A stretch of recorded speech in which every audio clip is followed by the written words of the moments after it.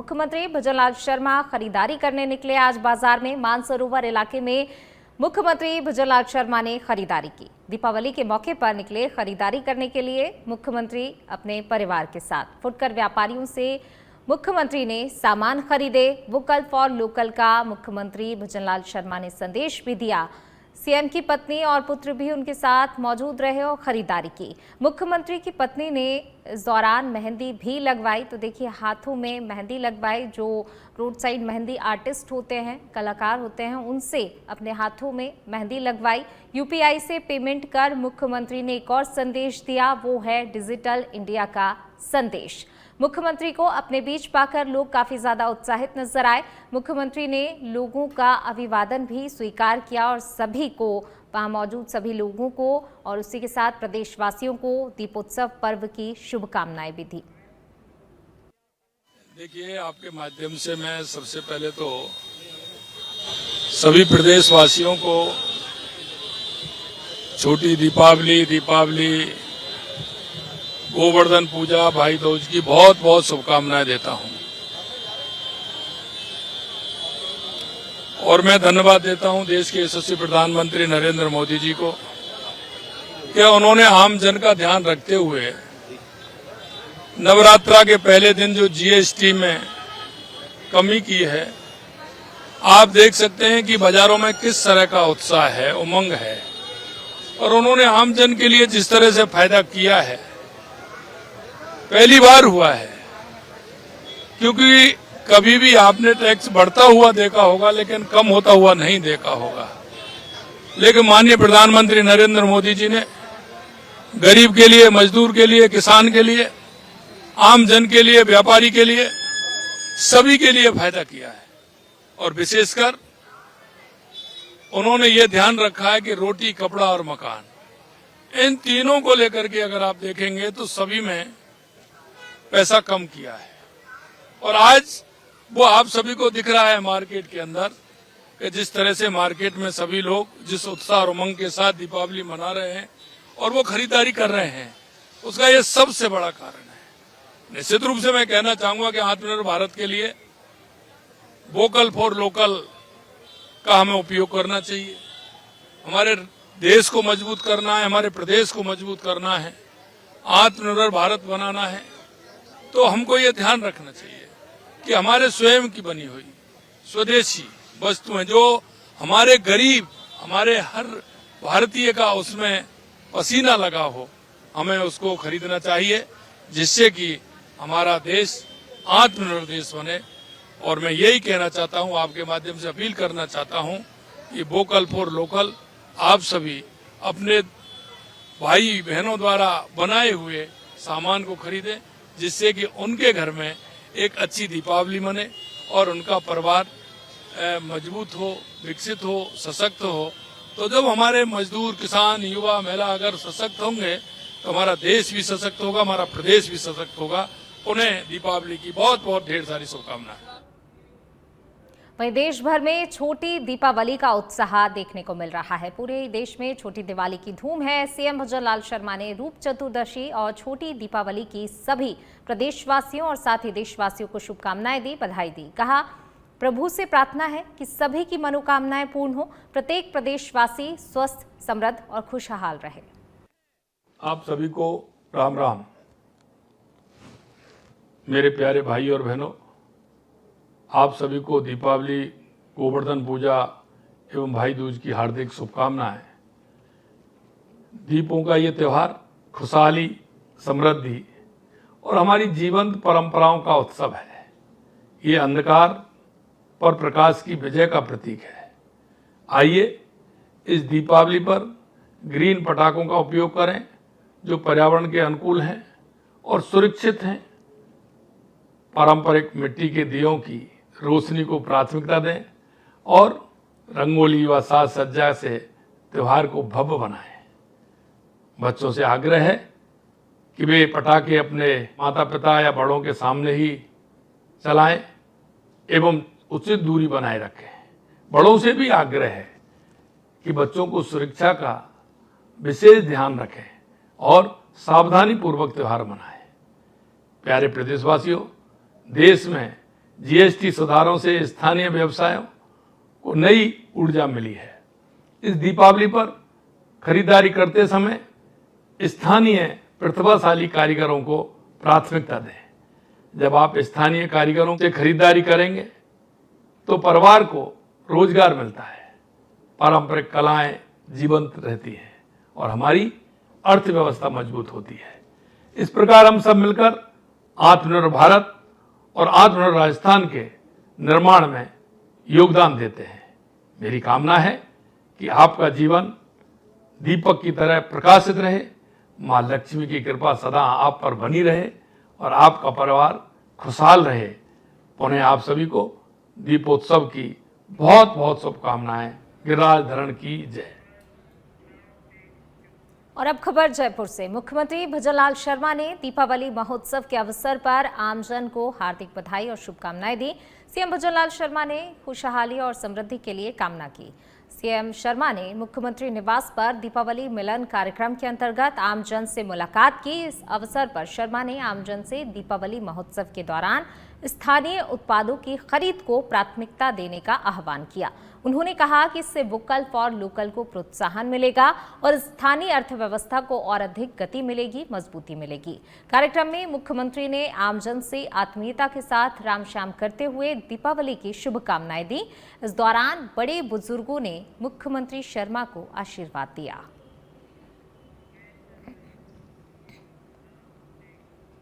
चलिए बढ़ेंगे आगे, बात अगली खबर की। वंदे भारत ट्रेन में जीआई टैग से सम्मानित सांगानेरी प्रिंट के कंबल कवर को स्थान मिला है। वंदे भारत ट्रेन में स्थान मिलने पर सीएम भजनलाल शर्मा ने खुशी जताई और कहा कि राजस्थान की शिल्प कलाओं और सांगानेर के लिए एक गौरव का क्षण है। यह कला अब देश के कोने कोने तक पहुंचेगी। हमारी सांस्कृतिक धरोहर को इससे नई पहचान मिलेगी। सीएम भजनलाल शर्मा ने रेल मंत्री का आभार व्यक्त किया। सांगानेर एवं राजस्थान की कला नित नई ऊंचाइयां छू रही है।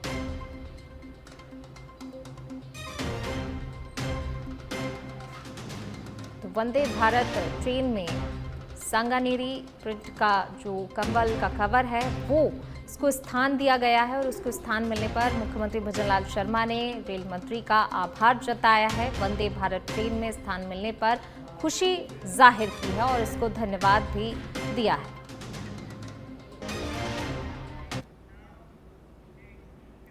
ब्यावर की श्री सीमेंट फैक्ट्री में बड़ा हादसा हुआ है। 2 श्रमिकों की हादसे में मौत हो गई है। सरदार सिंह और दिनेश मौर्य की इस दौरान मौत हुई। होपर की खिड़की खुलने के कारण हादसा हुआ, जिसके चलते 2 लोगों की मौत हो गई। राजकीय अमृत कौर चिकित्सालय की मोर्चरी में शवों को रखवाया गया है। हादसे में 2 श्रमिकों की मौत हो गई है। सरदार सिंह और दिनेश मौर्य की मौत हुई है। ऊपर की खिड़की खुलने के कारण हादसा हुआ। हादसे में 2 श्रमिकों की मौत हो गई है। ब्यावर से ये बड़ी खबर आपको बता रहे हैं। श्री सीमेंट फैक्ट्री में बड़ा हादसा हुआ है और इस बड़े हादसे में 2 श्रमिकों की मौत हुई है। सरदार सिंह और दिनेश मौर्य की मौत हुई है। होपर की खिड़की खुलने के कारण ये बड़ा हादसा और इस बड़े हादसे में 2 श्रमिकों की मौत हो गई है। तो ब्यावर से खबर आपको बता रहे हैं। देखिए, श्री सीमेंट फैक्ट्री में ये हादसा हुआ है और ज्यादा बातचीत के लिए हमारे सहयोगी विष्णु दत्त हमारे साथ जुड़ गए हैं। विष्णु, श्री सीमेंट फैक्ट्री में कैसे ये हादसा हुआ, कब ये घटना घटी? बिल्कुल, पुनः बताना चाहूंगा कि ये लगभग 4:30 बजे की घटना है। जिस तरह से देखा जा रहा है कि आखिर में कहीं न कहीं प्रबंधकों की लापरवाही और जहां पर जो सीनियर मैनेजमेंट, जो सीनियर अधिकारी जो लोग वहां पर मौके पर तैनात है, उनकी स्थिति को देखा जाए तो आखिर में कहीं न कहीं जिस तरह से लापरवाही से उन कर्मचारियों से काम करवाया जा रहा है, ना तो सुरक्षा व्यवस्था उनके साथ में थी और न ही किसी तरह के सुरक्षा पहलुओं को मद्देनजर रखा गया। आखिर में 2 कर्मचारियों को जो हॉपर है उस पर चढ़वा दिया गया और 2 केवल कर्मचारियों के द्वारा हॉपर का एक गेट खुलवाकर उनसे उसको सफाई करवाने का प्रयास किया जा रहा था, जबकि हॉपर की अगर वहां देखा जाए तो लगभग 5-7 टन से ज्यादा उसमें माल भरा हुआ रहता है।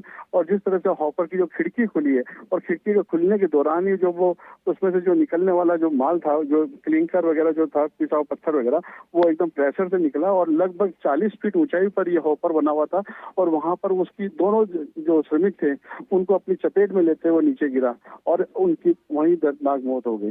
ये घटना से लगभग 4:30 बजे की है और उनको सीधा ब्यावर के अमृत को चिकित्सालय में ले जाया गया, जहां उनको मृत घोषित कर दिया गया और वहां पर उनको मोर्चरी में रख दिया गया। और अभी वर्तमान में जिस तरह से देखा जा रहा है कि उनके परिजन और उनके समर्थक लोग हैं वो पूरी तरह से इस बात से लेकर रुष्ट हैं कि आखिर में बार बार सीमेंट प्रबंधक जो पूरी तरह से कहीं न कहीं लापरवाह और निकम्मा साबित होता नजर आ रहा है कर्मचारियों के प्रति, और जिस तरह से श्रमिकों के प्रति जो एक उनकी सहानुभूति होनी चाहिए वो सहानुभूति उनको नहीं देख पा रही है, और जिस तरह से उनको काम करवाया जाना चाहिए और सुरक्षा पहलुओं को मद्देनजर रखना चाहिए वो पूरी तरह से नहीं रख पा रहे हैं। उस बात को लेकर वो पूरी तरह से नाराजगी व्यक्त कर रहे हैं और उनके परिवार वालों को अच्छा मुआवजा और उनकी नौकरी दिलवाने की मांग कर रहे हैं। अभी सीमेंट के मुख्य गेट के ऊपर वो बैठे हुए हैं और इस चीज का विरोध प्रदर्शन जारी है। पूनम जी, शुक्रिया विष्णु इस तमाम जानकारी को साझा करने के लिए।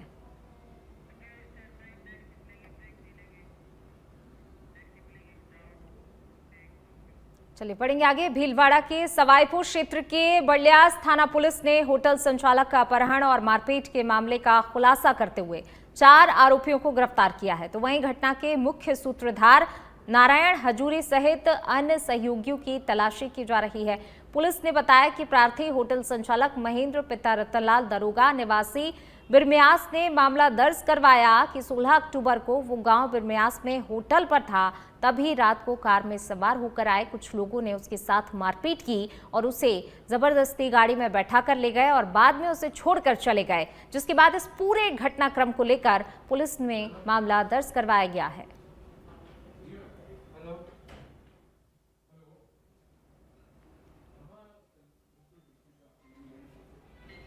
तो भीलवाड़ा से खबर आपको बता रहे हैं, भीलवाड़ा के सवाईपुर से ये खबर, जहां पर देखिए जो मुख्य सूत्रधार और अन्य सहयोगी की इस पूरे मामले को लेकर तलाश की ही जा रही है। होटल संचालक के अपहरण और मारपीट का ये मामला कहीं ना कहीं तूल पकड़ता जा रहा है। 4 आरोपी हालांकि गिरफ्त में अब हैं, लेकिन बाकी लोगों की तलाश जारी है। जो मुख्य सूत्रधार है और अन्य सहयोगी हैं उनकी तलाश की जा रही है।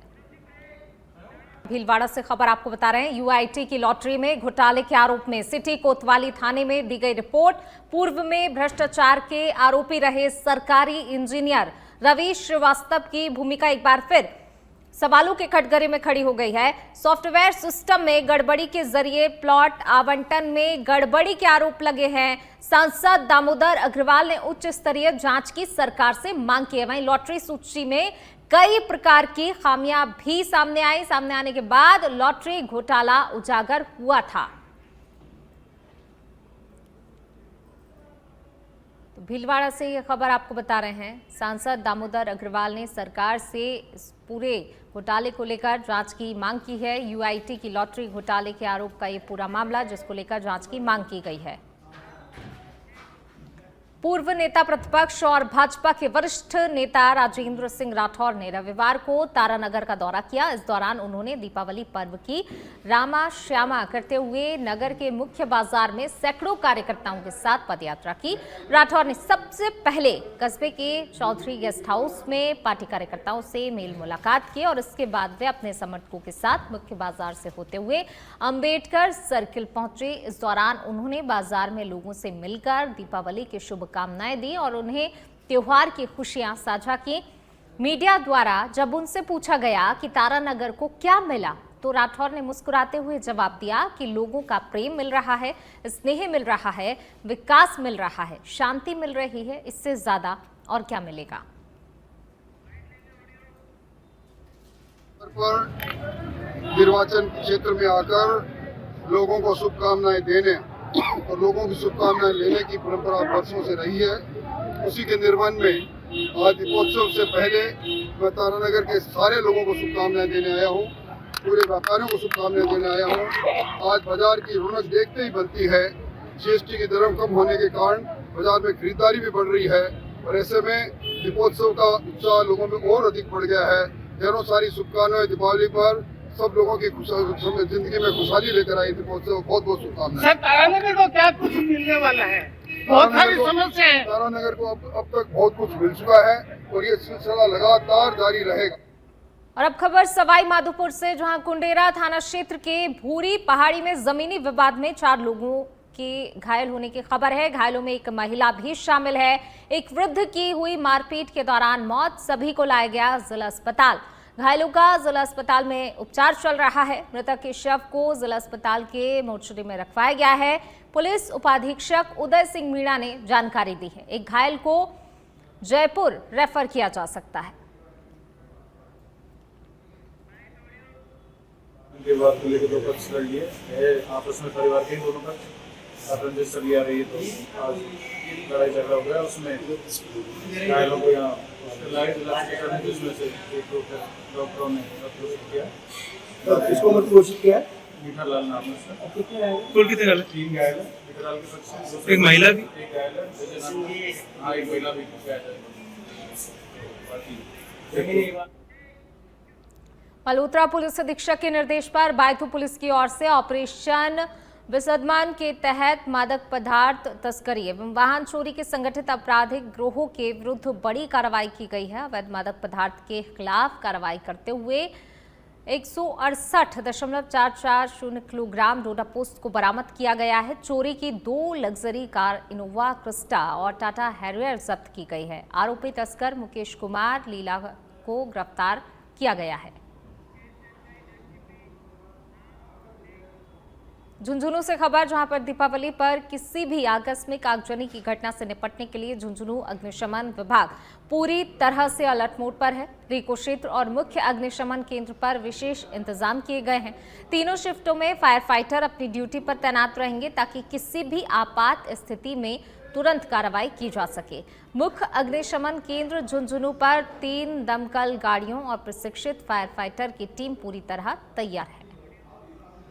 दीपावली के पर्व को देखते हुए आगजनी से संबंधित जो भी घटनाएं होती है उनसे निपटने के लिए नगर परिषद के दोनों फायर स्टेशन, एक जो कि नगर परिषद कैंपस में है, दूसरा रिको एरिया में नगर परिषद का 2nd फायर स्टेशन है। दोनों पे हमारी 5 गाड़ियां तैनात हैं और उनके ऊपर 24/7 स्टाफ तैनात है।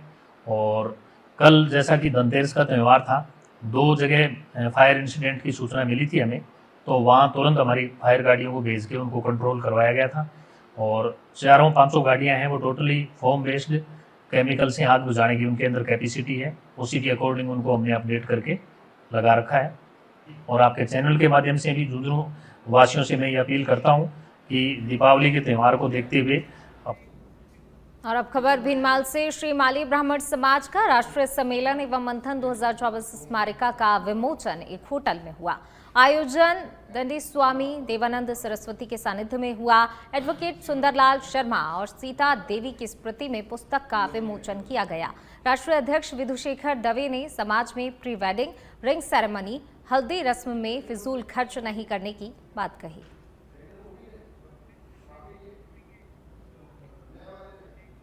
बानसूर के नारायणपुर रोड पर छतरपुरा के पास स्थित कीरो की ढाणी के सामने 2 बाइकों की आमने सामने जोरदार भिड़ंत हो गई।